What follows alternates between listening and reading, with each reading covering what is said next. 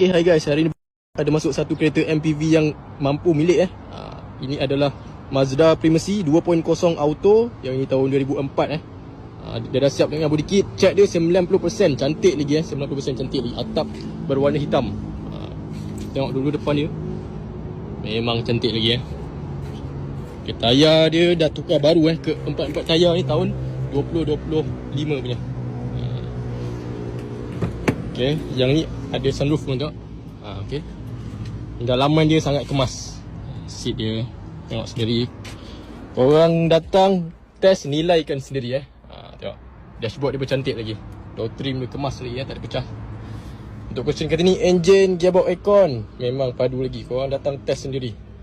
Okay, kereta ni memang sedap 2.0 Memang korang nak buat jalan jauh, nak naik genting, memang ada power lah. Korang tak payah nak risau.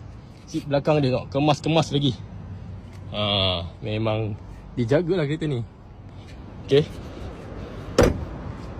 tengok belakang dia, cantik lagi. So korang yang nak buat jalan jauh ataupun balik kampung, nak ramai, angkat-angkat barang, sangat sesuai kereta ni.